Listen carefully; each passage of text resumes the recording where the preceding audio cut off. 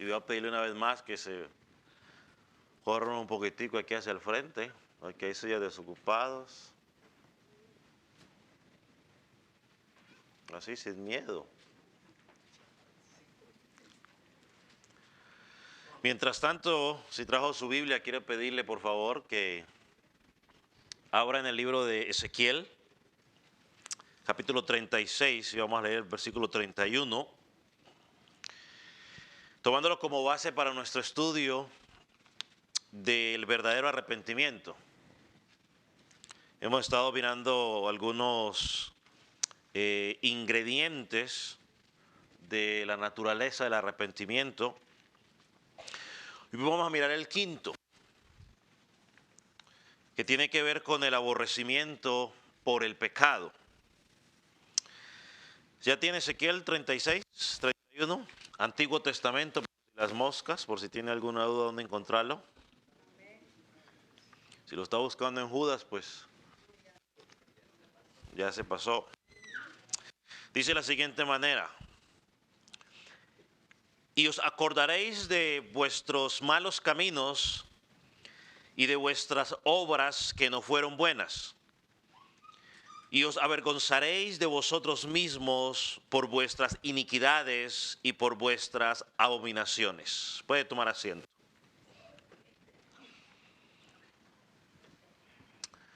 El verdadero arrepentimiento nos lleva a aborrecer el pecado. Y este ingrediente que vamos a mirar el día de hoy está altamente relacionado con el sexto ingrediente que estudiaremos más adelante, la próxima semana, si Dios permite, que es el abandono del pecado. O sea, cuando hay un verdadero arrepentimiento, no solamente reconocemos el pecado, no solamente sentimos dolor por el pecado, vergüenza por el pecado, no solamente hay un aborrecimiento del pecado, sino que hay un abandono del pecado. Entonces van altamente relacionados. Dijo alguien: Cristo nunca es amado hasta que el pecado sea aborrecido. Cristo nunca es amado hasta que el pecado sea aborrecido. Alguien más dijo lo siguiente: el arrepentimiento sano, yo agregaría ahí el verdadero, comienza con el amor a Dios y termina en el odio por el pecado. El arrepentimiento sano comienza en el amor a Dios y termina en el odio por el pecado. Entonces aquí nos tenemos que hacer la siguiente pregunta: ¿cómo demostramos que hay odio por el pecado? ¿Cómo dice? No cometer más pecado, dice la hermana. ¿Qué más podríamos decir? ¿Cómo demostramos ese odio por el pecado? Pues vengamos aquí, ¿cómo? Vamos aquí. ¿Cómo demostramos? A ver si cabe.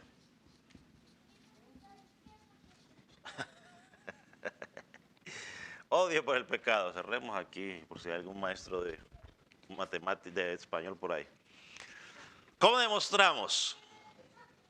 Bueno, lo primero que podemos decir es que demostramos odio por el pecado con una oposición al pecado.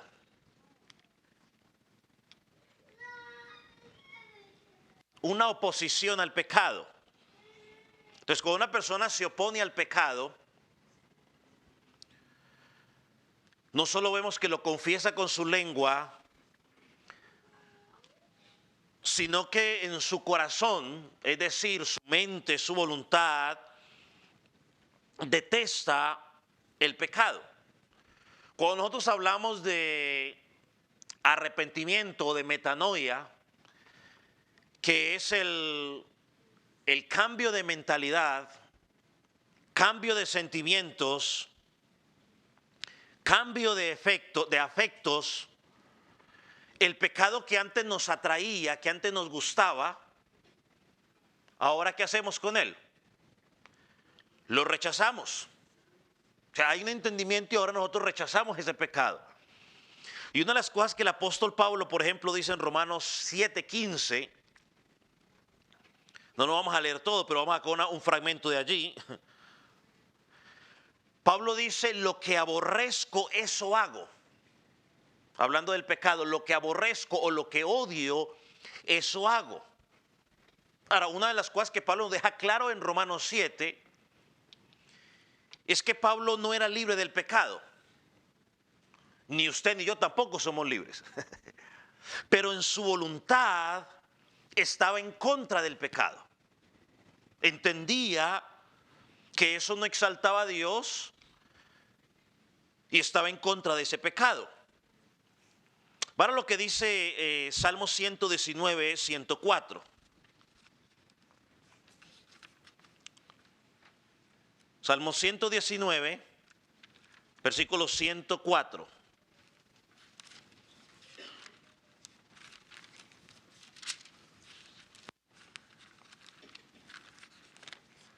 Mientras usted y yo estemos en este lado de la eternidad, vamos a estar lidiando con el pecado. Y miren lo que dice el Salmo 119, versículo 104. Dice, de tus mandamientos he adquirido inteligencia. Creo que hay otra versión que lo traduce riquezas. Por tanto, mire, como a consecuencia de sus mandamientos, mire lo que dice el versículo. He aborrecido todo camino de mentira. O sea, está involucrando que está aborreciendo el ¿qué? El pecado. O sea, lo que yo entiendo, o lo que podemos entender de este pasaje, es que a medida de que tú y yo nos vamos llenando del conocimiento de Dios en su palabra, automáticamente eso nos lleva a aborrecer todo camino de mentira o todo pecado. Un día yo creo que hablamos, o lo mencionado, no lo hemos hablado y no que lo hemos mencionado, lo que algunos han denominado, no yo, sino otros estudiosos, los famosos pecados respetables, ¿no? Que son pecados, pero pues no diga nada, dejémoslos ahí tranquilos.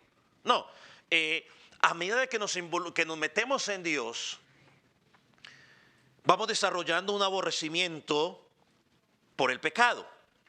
Por ejemplo, algunas personas dejan algunos pecados públicos, dejan algunos pecados porque dañan su imagen pública o por salud. Pero un verdadero creyente odia todos los pecados, ya sean públicos o privados, por la gloria de ¿quién? Por la gloria de Dios. O sea, no estamos preocupados por la imagen.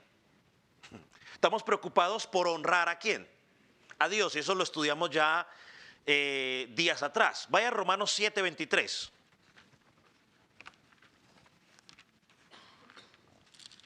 Yo creo que usted puede tomar Romanos 7, versículo 7 en adelante, y lo puede leer y le va a dar una mayor claridad. Pero mire lo que dice Pablo allí. Pero veo otra ley en mis miembros. Pero veo otra ley en mis miembros que se revela contra la ley de mi mente y que me lleva cautivo a la ley del pecado que está en mis miembros. Entonces ahí Pablo presenta, ¿no?, esa lucha constante que nosotros tenemos con el pecado. Sin embargo, cuando hay un verdadero arrepentimiento, aunque tenemos esa lucha, debemos oponernos. Y por eso es la lucha. Porque no nos dejamos arrastrar por él, sino que estamos peleando contra esos deseos pecaminosos que vienen a nuestra mente. Yo le voy a poner un ejemplo. A mí a veces me pasa. Y quizás cuando yo lo diga de pronto usted se identifica. Pero a veces usted va manejando y entonces llega alguien y ¡pum!, se le atraviesa a usted así. Y yo no soy honesto, yo voy a decir que no. A veces me ha dado ganas, yo a veces me los adelanto y nomás los miro, pero algo por momento me dice a mí, pues hágase anti, hágale lo mismo. O sea, yo he batallado con eso, yo tranquilo, estoy crisis, relax, no voy a ganar nada, no admiro y salgo hoy y me voy, o simplemente me quedo atrás, ¿no? Quizás usted lucha en otras cosas, ¿no? Pero digamos, es un ejemplo. Segunda cosa que miramos. Y aunque, aclaro, digamos algo más respecto a esto. Alguien podría decir, no, pero ¿qué hay de malo en eso? Bueno, eso sería un pecado respetable. Porque ¿qué es eso? Si lo vemos desde un punto de vista, si yo hiciera eso, ¿qué estaría haciendo yo? ¿Cómo? ¿Duro? No, sí, pero dígame el nombre de ese pecado en particular. ¿Cuál sería? ¿Cómo? Venganza. Eso sería venganza. Y la Biblia dice que hay que dejárselo a Dios. Ahora sí, el segundo. Dice que se demuestra con un odio por la esencia misma del pecado. La esencia.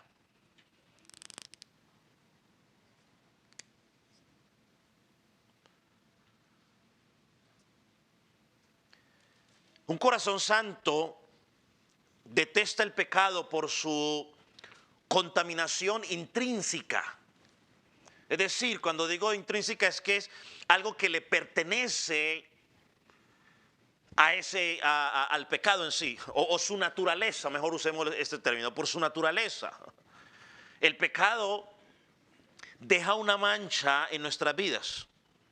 Por esa razón, la persona regenerada aborrece el pecado, no solo por lo malo que es el pecado, sino por lo contagioso que es el pecado, o por lo que puede producir el pecado.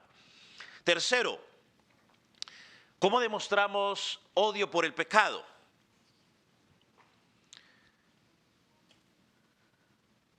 Se demuestra con un odio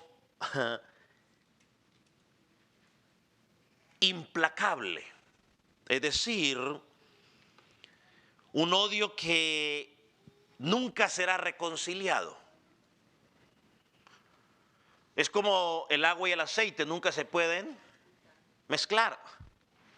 La guerra entre el Hijo de Dios y el pecado comenzó desde el día que usted nació de nuevo. ¿Y cuándo va a terminar?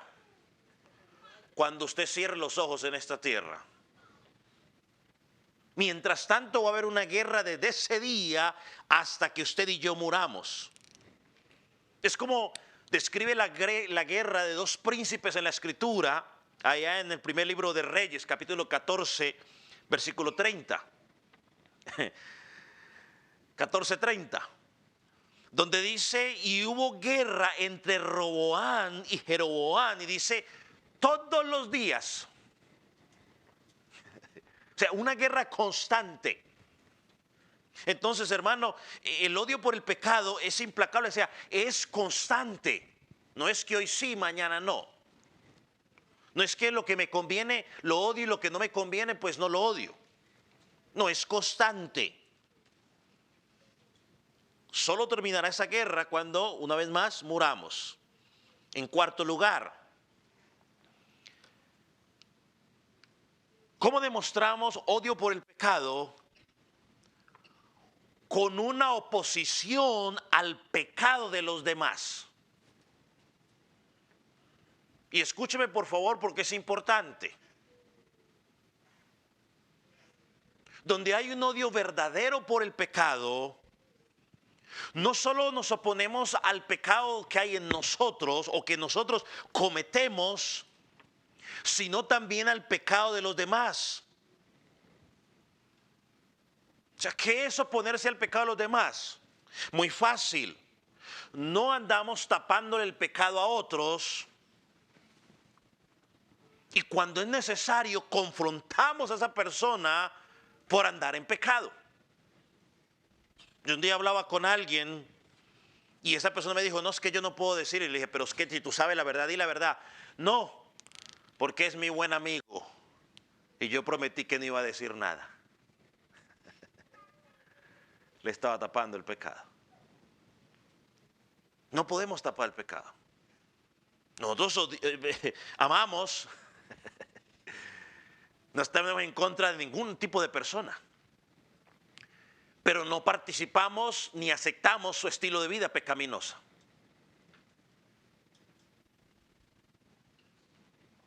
Denunciar su pecado no es odiar a esa persona. Estamos demostrando el odio hacia quién, hacia el pecado. Ellos no lo entienden porque no están listos para esa conversación, si usamos esa frase. Porque se sienten atacados ellos. Pero en realidad estamos sacando a la luz el pecado que ellos están haciendo. Déjenme mostrarles algunos ejemplos en el Nuevo Testamento y el Antiguo Testamento. Nehemías, capítulo 5, versículo 7, versículo 3, capítulo 13, versículo 17. Vamos a leerlo en dos.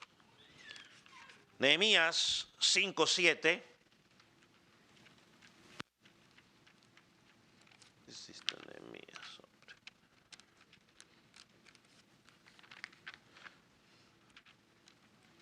Búscalo aquí para darle chance.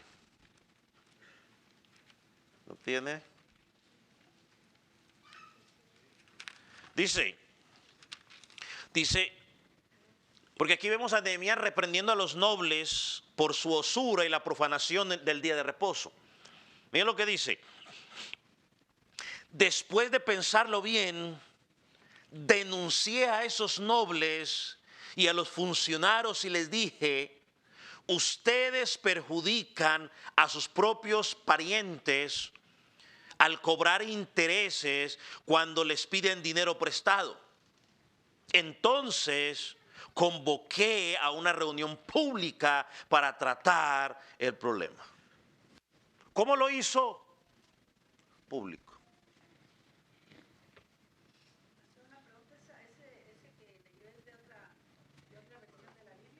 ¿Por qué? ¿Cómo dice la de usted después? Entonces lo medité y reprendí a los nobles y a los oficiales les dije, exigís interés cada uno a vosotros hermanos y convoqué contra ellos una gran asamblea, o sea, dice diferente. Aquí hagamos un paréntesis. Si por alguna razón usted le presta dinero a su hermano, usted no es banco, no le vaya a cobrar intereses, no sea abusado. No abuse de su hermano.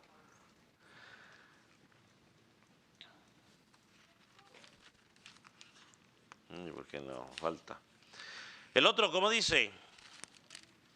Dice, y reprendí a los señores de Judá y les dije, qué mala cosa es esta que vosotros hacéis, profanando así el día de reposo. Entonces aquí encontramos a Nehemías reprendiendo, oponiéndose al pecado que otros estaban cometiendo. Vamos a Apocalipsis capítulo 2. Ahí encontramos a la iglesia de Éfeso. Podríamos algunos versículos más, pero vamos a leer nomás esta iglesia de Éfeso. Versículo 2, capítulo 2, versículo 2.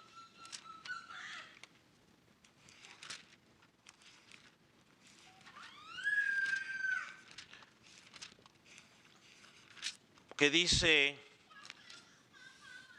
yo conozco tus obras, tu arduo trabajo y paciencia, y que no puedes soportar a los malos. No solo eso. Estaban haciendo lo que muchas gentes no hacen el día de hoy. Has probado a los que se dicen ser apóstoles y no lo son. ¿Y qué dice? ¿Cómo los hallaste? Mentirosos. Hoy deberíamos hacer eso más seguido. Probar. ¿Y cómo los pruebo? Bueno, escucho lo que están diciendo y lo que están diciendo lo comparo ¿con qué? Con la escritura. Si lo que están diciendo está de acuerdo a la escritura, entonces yo digo, amén, proviene de Dios. Pero si no proviene de Dios, yo digo, son mentirosos. Dice que los probaron.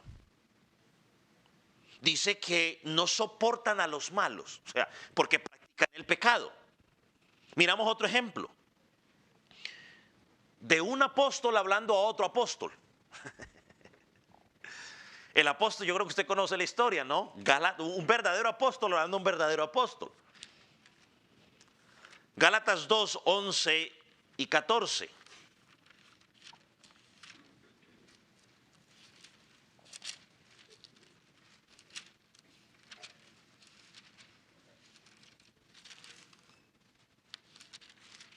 ¿Lo tiene?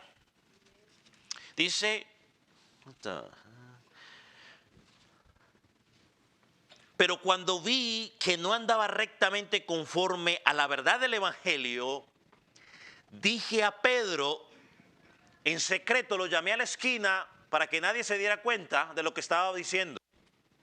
Dice que, delante de todos, y le dije, si tú siendo judío vives como los gentiles y no como judío, ¿por qué obligas a los gentiles a judaizar?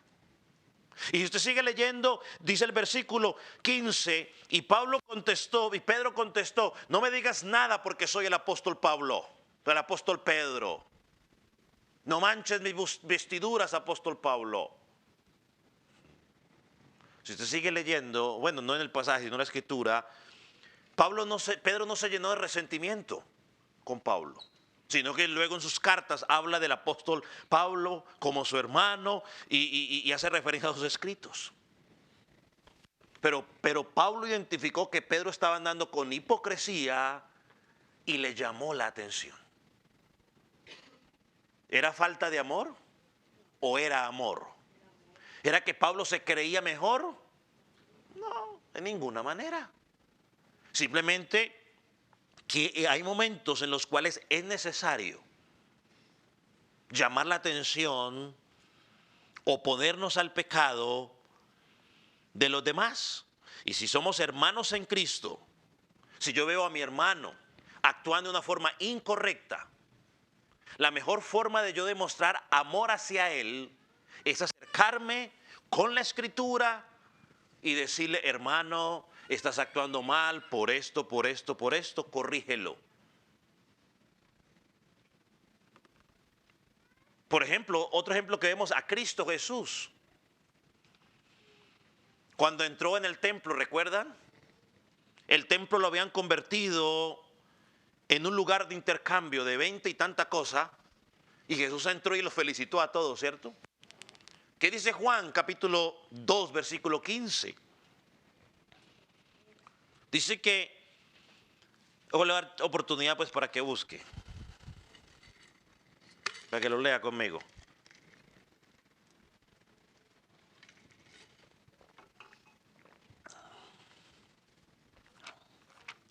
Dice, y haciendo un azote de cuerdas, echó fuera del templo a todos y a las ovejas y a los bueyes, y esparció las monedas de los cambistas y volcó las mesas. Él se opuso a lo que estaban haciendo. El templo no era para esa situación. Entonces el que odia el pecado porque hay verdaderamente arrepentimiento, no soporta esa situación. No la, ¿cómo es que es la palabra que he usado yo? No alcahuetea, no, bueno, esa palabra no quería hacerla. No participa, podría ser, pero no recuerdo la otra palabra que quería decir. Vamos al Salmo 101, versículo 7.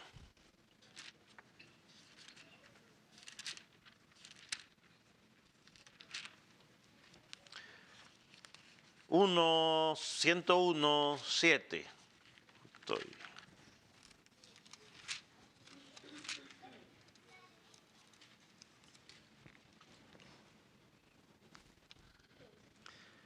101, versículo 7. Y aquí viene un grande reto para nosotros como familias.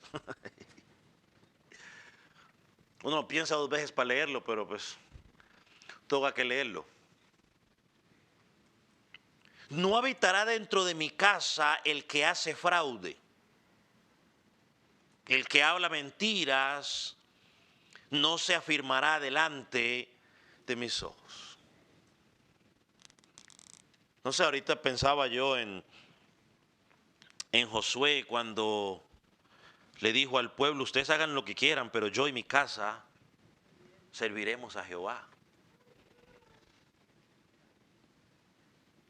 Hermanos, los que no tienen antipatía contra el pecado o los que no tienen, digamos, odio contra el pecado, claramente están demostrando que no hay arrepentimiento en sus vidas. Porque en lugar de rechazar el pecado, lo que hacen es amar el pecado. Y aquí no vale el cuento, no, pastor, es que yo no digo nada porque pues todos pecamos. Amén. Y estamos destituidos de la gloria de Dios, dice la palabra. Pero eso no es excusa para no exhortarnos, porque mismo Gálatas dice que si encontramos alguno en pecado, los espirituales o los maduros, ¿qué dice? No digan nada. Dice, reprenderlo. Con amor, pero reprenderlo. El problema es que cuando usted reprende a alguien porque está en pecado, no importa con qué amor usted lo haga. Cuando no hay un verdadero arrepentimiento, reaccionan, como dice en mi país, con dos piedras en la mano. O sea, reaccionan a la defensiva, reaccionan agresivamente y muchas veces no reciben la exhortación. Pero ya eso queda entre ellos y Dios. Uno cumple con su responsabilidad. Entonces el verdadero creyente, el pecado para él es como un mugre en el ojo. ¿Cuántos han tenido un mugre en el ojo? Levanta la mano, pues yo los quiero ver. Yo creo que unos no saben lo que es un mugre. Bueno, una basura entonces pues en el ojo. Uy, yo creí que estaba hablando en otro idioma. Si lo veo y esta gente no sabe lo que es un mugre. Yo no puedo creer.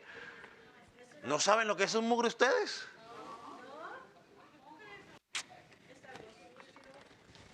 ¡Wow! Después de 15 años me doy cuenta, ustedes que saben lo que es un mugre en el ojo. ¡Wow! De razón que los vi que todos me miraran así con cara de ¿qué? ¿De qué habla? Bueno, pues una basurita en el ojo entonces, o una pestaña en el ojo. ¿A quién se le cae alguna una pestaña en el ojo? ¿Qué pasa cuando a usted le cae una pestaña, una basurita o un mugre en el ojo? Paréntesis, la próxima vez que usted me escucha a mí decir un mugre, estoy hablando de una basurita, algo así me cayó en el ojo. O un pedacito de tierra, o un puntico de arena. Pero todos los que estamos aquí, que nos ha caído una pestaña en el ojo, ¿cómo se siente usted? Molesto, incómodo, usted está en modo de desesperación. Y usted no descansa hasta que ¿qué? Hasta que se saca esa cuestión del ojo y usted dice, ay, por fin. Ay. Nosotros allá le decíamos, mi mamá, sople, sople. Entonces no abría el ojo así para sacarle la basurita. O con un pañuelito, con el copito Johnson ahí, dele. Bueno, el copito Johnson es el cosito que usted limpia las orejas. Bueno, uno de esos, pues. Sí saben que es el copito Johnson, ¿cierto? Tampoco saben lo que es el copito Johnson.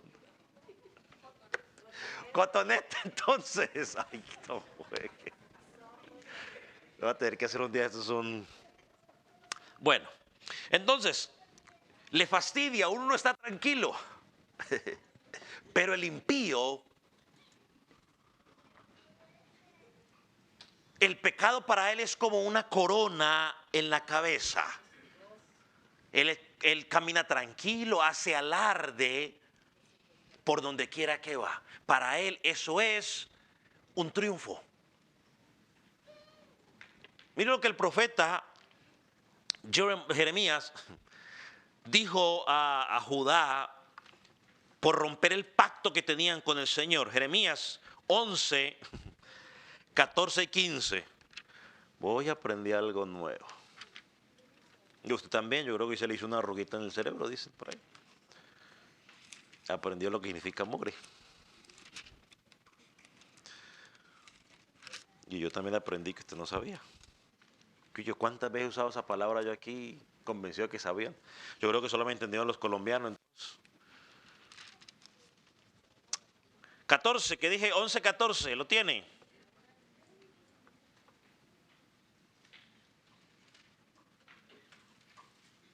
Dios hablando a Jeremías, esta es otra versión a la que usted tiene diferente, creo que la traducción lenguaje actual. Me olvidó poner ahí a la referencia. Jeremías, no ores más por este pueblo. No llores ni pidas por ellos, porque yo no escucharé cuando claman a mí en su angustia. ¿Qué derecho tiene mi amado pueblo de ir a mi templo cuando ha cometido tantas inmoralidades? ¿Acaso sus votos y sacrificios pueden evitar su destrucción? En realidad se alegran en hacer lo malo. Dios le dice a Jeremías, no ores por ellos, porque ellos están gozando por hacer lo malo. Hermano, amar el pecado es igual o peor que cometerlo.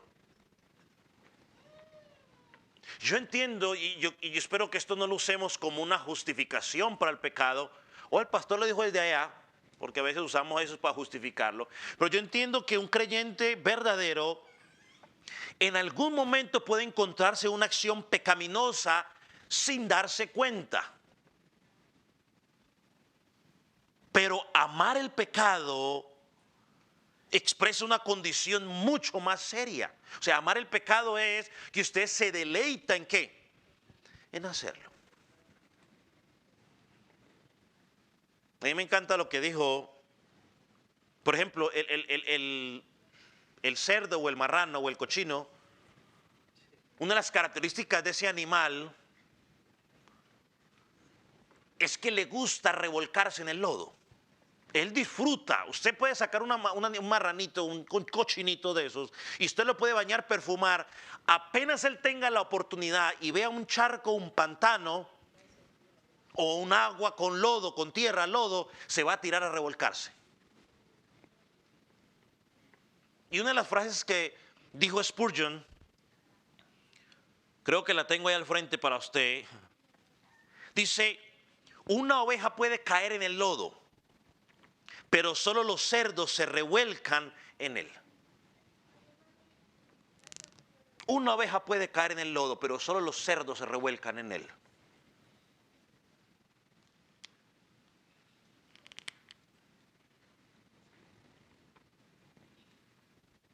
En algún momento podemos caer en pecado, pero el creyente lo identifica, siente dolor, reacciona y quiere salir de allí lo más pronto posible. Pero el que ama su pecado está allí, disfrutando, disfrutando, disfrutando.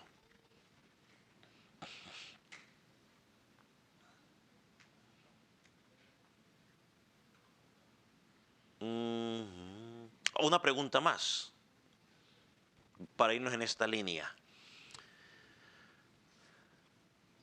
¿Qué hay en el pecado que hace que un creyente lo odie? ¿Qué hay en el pecado que hace que un creyente lo odie? Agregarle ahí tanto. Otra forma, ¿qué hay en el pecado que hace que como creyentes odiemos el pecado?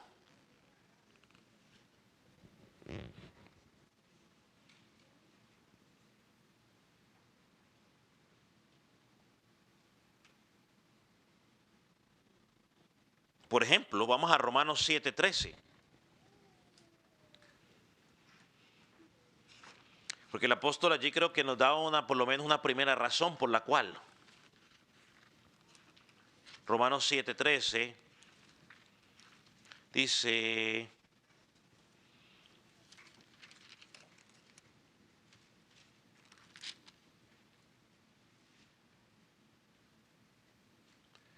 luego lo que es bueno vino a ser muerte para mí. En ninguna manera sino que el pecado, para mostrarse pecado, produjo en mí la muerte por medio de lo que es bueno, a fin de que por el mandamiento el pecado llegase a ser sobremanera pecaminoso. Pablo dice que el pecado es en sobremanera pecaminoso.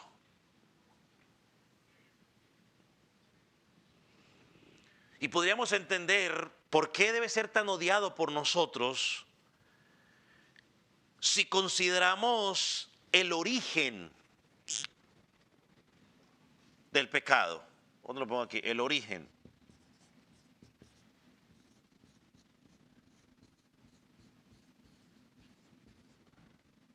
Vamos a poner aquí. Ah, no, ¿cuál es lo que iba a arreglar? Esta.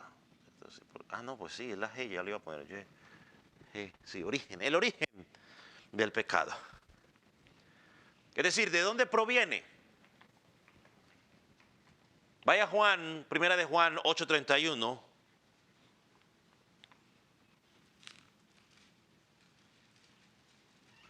Porque podríamos decir que el origen del pecado es desde el mismo infierno. Primera de Juan 8.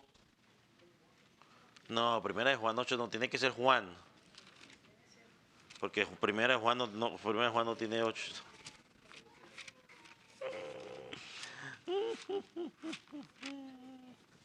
¿Dónde están mis ingenieros? ¿Me ayudaron allá con eso o no me ayudaron?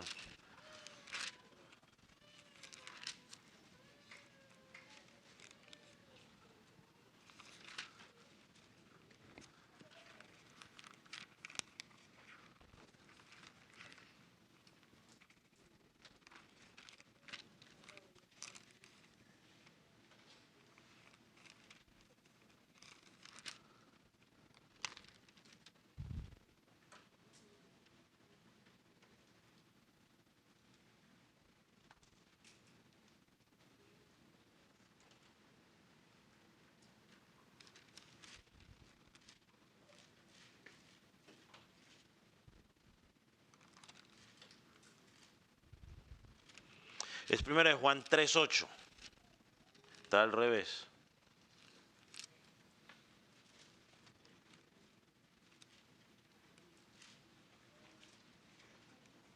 Por aquí. ¿Cómo? No, pues el versículo que tengo aquí es 3:8. Pero Juan 8:41. Bueno, ese no lo tenía, pero creo que ese puede ser, lo podemos leer también.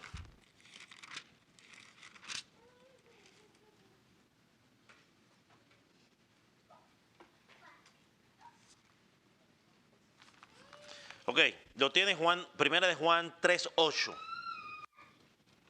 Dice, el que practica el pecado es del diablo, porque el diablo peca desde el principio. Entonces, cuando consideramos el origen, uno dice, entendemos por qué tenemos que odiar o rechazar. Si usted no quiere usar la palabra odio, entonces cámbiala por rechazar, porque tenemos que rechazar o oponernos al pecado. ¿Por qué? Por su origen. Su origen está ¿en quién? En el diablo. Él es el padre ¿de qué? De mentira. Y todo aquel que practica la mentira, él es su padre. Odiamos el pecado, o rechazamos el pecado, o nos oponemos al pecado, porque el estar de acuerdo con el pecado, con ese pecado, es trabajar ¿para quién? Para el diablo. Por eso, como iglesia, al menos local, nosotros nos mantenemos firmes en que entre el matrimonio que fue establecido por Dios es hombre con mujer. Nos sostenemos ahí porque decir cualquier otra cosa sería trabajar para aquel que quiere desbaratar la obra de Dios. Por eso nos mantenemos firmes contra viento y marea, que solamente hay hombre y mujer. uno ve en las noticias, ay, que un hombre embarazado. No, no, no, no, no, no, no, no. Es una mujer que se hace pasar por hombre, pero es una mujer. Los hombres no nos embarazamos, porque no fuimos diseñados para eso. Porque aprobar y aceptar eso es estar trabajando para el diablo. Y no queremos para eso. La Biblia dice que presentamos nuestros instrumentos o nuestro cuerpo para agradar a Dios. Nosotros trabajamos para Él. Y cuando nos prestamos para el chisme, para la envidia, para los celos, para las contiendas, para todos esos pecaditos pecados que llamamos pecaditos, estamos trabajando para Él.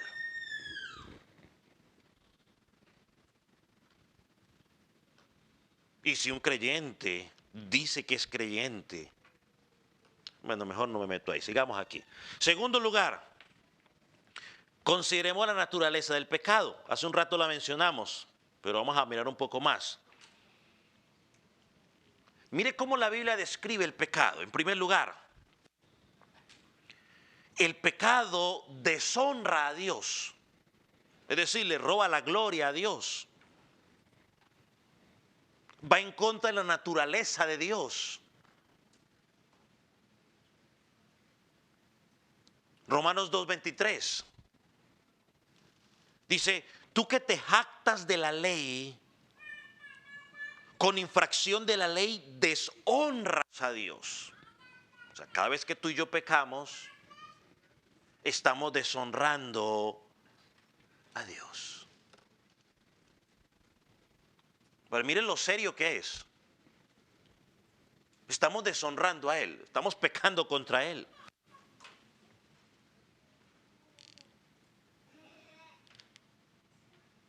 ¿Qué más vemos en la naturaleza del pecado? En segundo lugar, Dios desprecia el pecado. Ahí lo escribí, el pecado Dios lo desprecia, pero bueno, ya usted mirará cómo lo organiza mejor. Dios desprecia el pecado. Creo que sonaría más gramaticalmente correcto.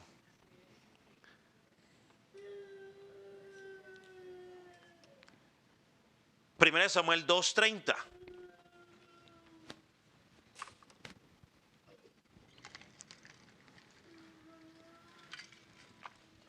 Dice, por tanto, Jehová, el Dios de Israel, dice, yo había dicho que tu casa y la casa de tu padre andarían delante de mí perpetuamente. Mas ahora ha dicho Jehová, nunca yo tal haga, porque yo honraré a los que me honran y a los que desprecian serán tenidos en poco. Dios desprecia el pecado. En tercero, ¿por qué debemos odiar el pecado? Cuando pensamos en su naturaleza, porque el pecado es lo que provoca la ira de Dios.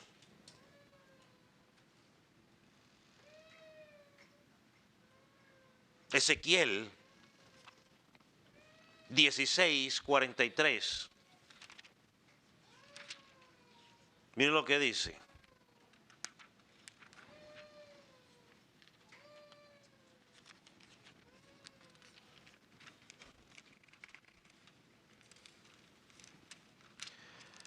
Hmm. 43, otro 43. Dice, por cuanto no te acordaste de los días de tu juventud y me provocaste a ira en todo esto, por eso, he aquí yo también traeré tu camino sobre tu cabeza, dice Jehová el Señor, pues ni aún has pensado sobre toda tu lujuria. Me provocaste a ira. Y a ver si me acuerdo del pasaje rápido aquí. Romanos, donde dice, creo que es otro Romano, dice que acumula ira.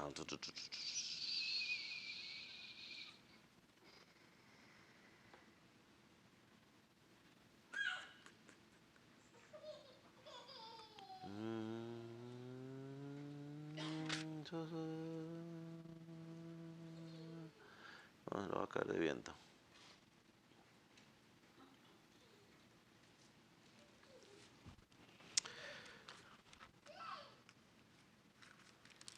Cuarto, pensando en la naturaleza del pecado. ¿Romanos qué? 2.5, a ver, ¿qué dice? Léalo por favor entonces, a ver si es eso. École, este mero.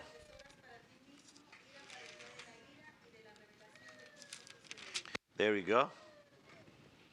Pero por tu dureza y tu corazón no arrepentido, es decir, que sigues en la práctica del pecado, atesoras para ti mismo ira para el día de la ira y la revelación del justo juicio de Dios.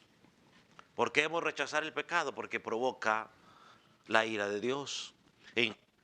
Siguiente, hermano, el pecado cansa a Dios. ¿Qué dice Isaías 7:13? Dijo entonces Isaías, oíd ahora, casa de Dios, ¿os es poco el ser molesto a los hombres, sino que también lo seáis a mi Dios? ¿Por qué debemos, la línea en la que sí, por qué debemos odiar el pecado? Por su naturaleza. Y en su naturaleza, el pecado quebranta el corazón de Dios. Y eso lo vemos en Ezequiel capítulo 6, versículo 9.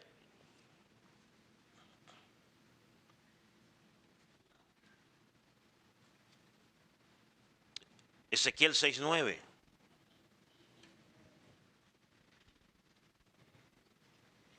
Dice, y los que de vosotros escaparen, se acordarán de mí entre las naciones en las cuales serán cautivos. Porque yo me quebranté a causa de su corazón fornicario que se apartó de mí, a causa de sus ojos que fornicaron tras sus ídolos, y se avergonzarán de sí mismos a causa de los males que hicieron en todas sus abominaciones. ¿Por qué más debemos nosotros odiar o rechazar el pecado? Si nosotros miramos cómo la Escritura compara el pecado, miraremos lo horrible que es. Por ejemplo, la Biblia compara, a ver, ¿qué voy a hacer?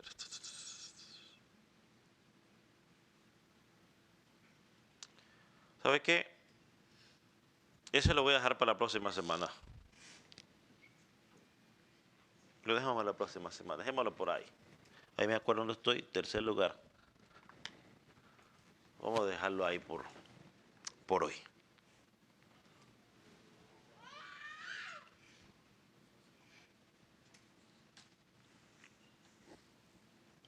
Dejémoslo ahí por hoy. Vamos a orar. Ponga sobre sus pies.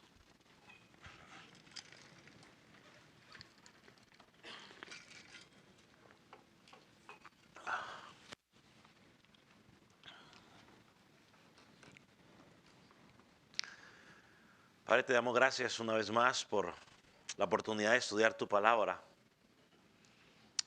Y te pedimos, oh Dios, que tú puedas o hayas hablado en nuestras vidas, que tu palabra pueda dar un fruto en nosotros.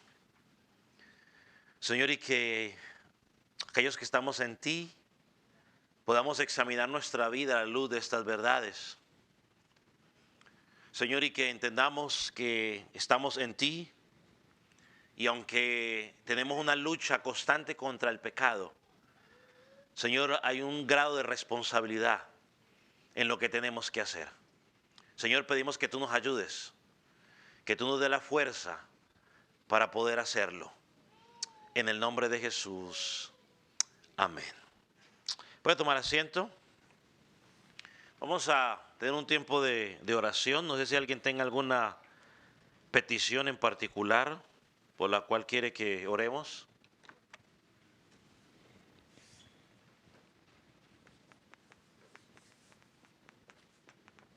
¿No hay nadie que tenga alguna petición?